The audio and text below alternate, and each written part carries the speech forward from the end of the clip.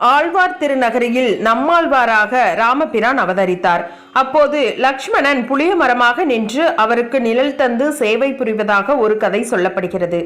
ராமாவதாரம் முடிவரும் தருவாயில் இருந்தது. இன்னும் சில நாட்களில் ராமபிரான் தன்னுடைய அவதாரத்தை முடித்துக்கொண்டு வைகுண்டம் செல்ல வேண்டும்.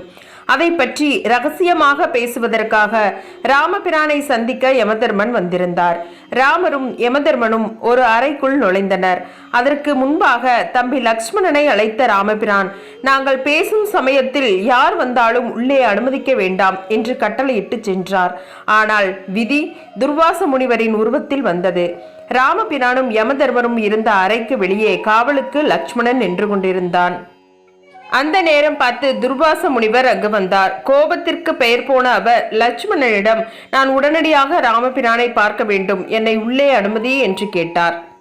அதற்கு லக்ஷ்மணன் மறுப்பு தெரிவித்தான். ஆனால் துர்வாசரோ, நீ என்னை அனுமதிக்காவிட்டால் இந்த அயோத்தி நகரையே எரித்து சாம்பலாக்கி விடுவேன் என்று கர்ஜித்தார். இதனால் பயந்து போன லக்ஷ்மணன் வேறு வழியின்றி அவரை உள்ளே அனுமதித்தான்.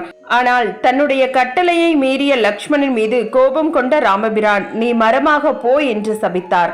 அதை கேட்டதும் கண்கலங்கிய லட்சுமணனை கண்டு ராமபிரானும் வருந்தினார்.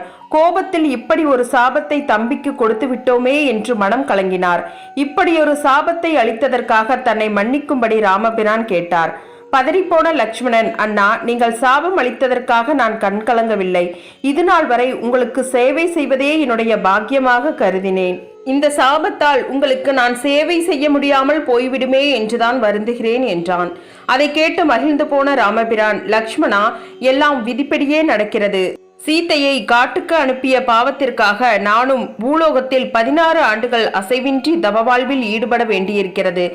அப்போது மரமாக மாறும் நீயே எனக்கு நிழல் தரும் பேறு பெறுவாய் என்றார்.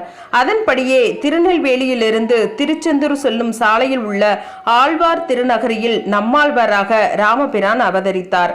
அப்போது லக்ஷ்மணன் புளிய மரமாக நின்று அவருக்கு நிழல் தந்து சேவை புரிவதாக ஒரு கதை சொல்லப்படுகிறது. இந்த மரத்தை தூங்கா புளி என்பார்கள். ஏனெனில் இதன் இலைகள் எப்போதும் மூடுவதே இல்லை. மரமாக இருக்கும் லக்ஷ்மணன் ராமரை கண்ணிமைக்காமல் பாதுகாப்பதாக ஐதீகம். நன்றி.